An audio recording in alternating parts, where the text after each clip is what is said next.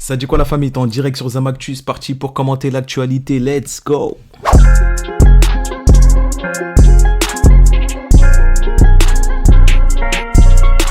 Tweet de Impact. Alerte générale, Bruno Retailleau ne reviendra pas au gouvernement. Qu'avez-vous pensé de lui à l'intérieur? Bruno Retailleau, que dire? Moi, ce que je vais retenir de Bruno Retailleau, c'est abat le voile. Il s'est mis à dos la masse musulmane. Je pense qu'il a fait monter l'islamophobie en France. Je pense qu'il a l'origine de pas mal de choses, dont le meurtre du regretté Aboubacar Cissé. Enfin, à l'origine. Je pense qu'il a une responsabilité indirecte. Et sur Bruno Retailleau, on le dit pas assez. On préfère le dire sur LFI, mais sur Bruno Retailleau, bien sûr que c'est du clientélisme. Bien sûr qu'il a fait ça pour essayer de drainer l'électorat de Marine Le Pen. Et ça a très très bien fonctionné. En tout cas, c'est à bas le voile que je vais retenir. Après, Bruno Retailleau, ça doit être quelqu'un de sympa. Hein. Il a l'air gentil. Moi, il n'y a pas de souci. Hein. L'humain, ça doit être une bonne personne. Franchement, l'humain, je pense que ça doit être une bonne personne. Mais c'est ses choix en fait. C'est ses choix que je conteste. C'est ses décisions, certaines décisions qui ont été prises que je conteste. Cette course au populisme, cette course à celui qui sera le plus raciste, le plus facho, le plus extrême. D'ailleurs, c'est pour ça qu'il a été qualifié de droite de la droite. Droite radicale. Alors, commentaire. Je pense qu'il doit avoir une photo d'Adolf Hitler dans la poche intérieure de sa veste avec un cœur dessiné dessus. Ah ouais, carrément. Une merde. Très bon ministre, il a travaillé avec peu de marge de manœuvre et s'en est bien sorti malgré peu de soutien. Par contre, la famille, sa popularité, elle a énormément augmenté. Hein. Il a gagné le cœur des Français, de pas mal de Français. Alors, des gesticulations, une obsession contre les immigrés, rien contre les trafics de drogue ou même contre les installations sauvages des gens du voyage. Bref, aussi nul qu'il laissait prévoir. Donc voilà, ce que je vais retenir, c'est vraiment son obsession contre l'islam. Il y a eu trop de sorties, contre l'islam. C'est difficile pour quelqu'un qui prône l'union des Français, le rassemblement des Français, c'est difficile d'avoir une position aussi anti-islam. Et de faire un deux poids deux mesures aussi évident. Je rappelle qu'il y a deux keufs qui se sont fait malmener en Israël. Il a rien fait. Je rappelle que c'est ce même mec qui voulait pas aller à l'iftar pour couper le jeûne avec à la grande mosquée de Paris.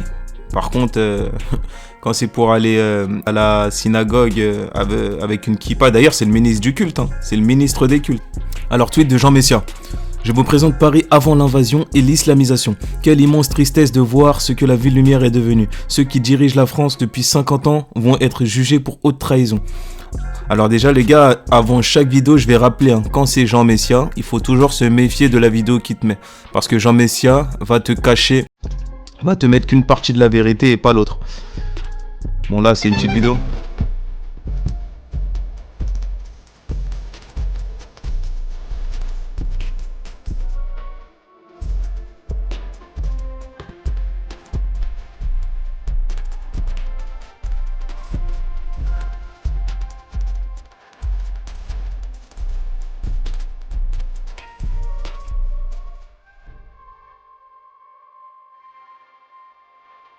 Quand il dit Paris avant l'invasion et l'islamisation, donc il parle de Paris avant l'immigration africaine, donc les Noirs et les Arabes. C'est pas ces criminels, c'est le vôtre. C'est vous qui avez choisi de lier votre histoire à la nôtre. Nous les Arabes et les Noirs, on n'est pas là par hasard. Tout arrivé à son départ. Seul les vrais le savent. Souhaité l'immigration, grâce à elle, vous vous êtes gavés jusqu'à l'indigestion. Alors insolite, un homme exhibe ses fesses en direct sur BFM TV. Bruno Retailleau. En tout cas, là, on a peut-être l'impression que finalement, le duel Laurent Wauquiez, Bruno Retailleau se rejoue, qu'on rejoue le match. Aussi, on peut prendre un petit peu de perspective historique parce qu'on est en colère par la manière de prendre le Bruno Retailleau. En tout cas, là, on a peut-être l'impression que finalement, le duel Laurent... C'est un génie du crime. Faut lui donner le ballon d'or. Donnez-lui le ballon d'or. Commentaire. Eh bien, heureusement, c'est le cul d'un Français blond. Bien blanc. Il a un sacré cul pour un homme, non? Imaginez si c'était le cul d'un Arabe ou un Noir. Là, les médias pro-droite, je préfère ne pas le dire. Malheureusement, il a raison. BFN est une chaîne de merde, donc normal qu'il n'y a que des trous du cul qui passent. La voiture ralentit pour qu'on voit bien. Carrément, à un moment, il a klaxonné. Faut que je le revoie, c'est une dinguerie. Aussi, on peut prendre un petit peu de perspective historique. En colère, pas la manière verticale de prendre les décisions qu'aurait Bruno Retailleau. En tout cas, là, on a peut-être l'impression... Alors, tweet de CNews, Dieudonné, un spectacle du polémiste à nouveau interrompu par les forces de l'ordre dans le Nord. Ça continue, ça s'arrête pas, ça s'arrête pas. Moi, je vais juste rappeler une chose. Dieudonné, humoriste, interdit de spectacle. Et t'as Zemmour, qui est officiellement raciste, qui a été tamponné raciste très récemment, et qui est invité sur tous les plateaux. Donc la liberté d'expression, elle s'arrête à partir du moment où tu te moques d'un juif. Mais t'as le droit d'être raciste, tu peux être raciste sans problème. Alors, commentaire. Il n'avait pas fait son mea culpa, son antisémitisme a détruit sa carrière et sa vie. Quel abruti. On peut parler de tout sauf de cette merde. Il sera... j'ai pas capté. Pays des lumières et de la liberté d'expression. Dans quel mensonge vivons-nous en fait? Ah mais de toute façon ça va pas... Je pense que ça va cesser au bout d'un moment. Parce que le peuple, il pourra pas tolérer ça longtemps. C'est vrai que c'est Dieudonné, hein, et que les gens, ils ont l'air de s'en battre les couilles. Hein, mais pas tant que ça, en vrai. Ces actes liberticides, ils vont pas perdurer. Ça, j'en suis sûr et certain. Mais il y a une scène lunaire aussi que je voulais vous montrer. Incroyable. Je regardais ça tout à l'heure. Incroyable. Là, la direction Madame la doit députée, décider à une présidentielle. Madame la députée, qu'on entende, vous avez eu des mots forts. Vous avez dit radeau de la Méduse, qu'est-ce que vous avez dit d'autre? C'est une débandade. Débandade. Réponse de Sharon Seban, quand même. Non mais si vous voulez, je ne pouvais pas m'attendre à autre chose. Très sincèrement, je ne pouvais pas m'attendre à autre chose de la part de la France Insoumise. On connaît bien aujourd'hui la pratique de la France Insoumise. Ils n'ont qu'un seul mot à la bouche du matin.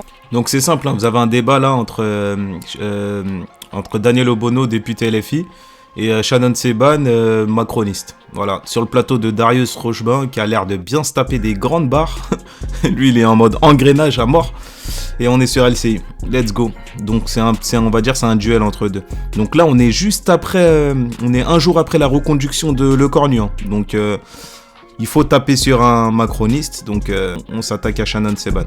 Au soir, c'est celle de la destitution du président de la République. Donc, on a affaire à toutes les parades politiques imaginables qu'on puisse imaginer pour justement créer le chaos institutionnel. Il faut bien savoir que ces députés n'ont pas été... Je rappelle juste que le chaos est déjà là. Hein. Et bon. Élus dans un intérêt qui est celui de pouvoir défendre celui des Françaises et des Français, mais c'est véritablement de déstabiliser les institutions par ailleurs sur un bon nombre de sujets, je le déplore et je crois qu'on est beaucoup à être d'accord là-dessus.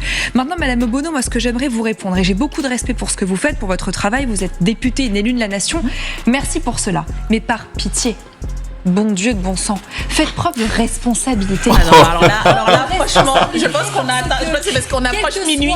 C'est parce qu'on approche minuit que maintenant, en fait, ça va partir dans tous les... Et c'est une dinguerie de dire ça.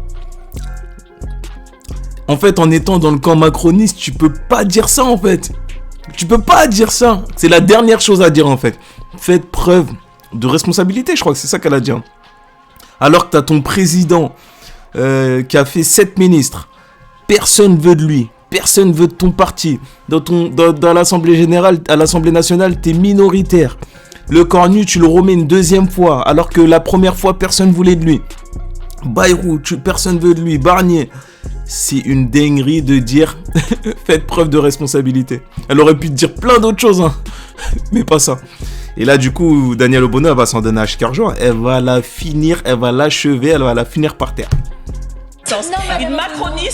Une macroniste dont le président a expliqué que la dissolution était une grenade dégoupillée envoyée, y compris dans les jambes de sa propre coalition, et c'est à nous qu'on demande de faire preuve de responsabilité. Non, franchement, c'est énorme. Ce que je veux vous dire, Madame Obono, ce que je veux vous dire, vous êtes pas ensemble, l'une après l'autre, Madame Obono. De la crédibilité. Vous êtes les derniers à pouvoir vous permettre de dire quoi que ce soit. Vous devriez vous asseoir tranquillement et attendre de voir comment on gère les choses à l'Assemblée, parce que franchement, personne ne vous prend au sérieux dans ce pays.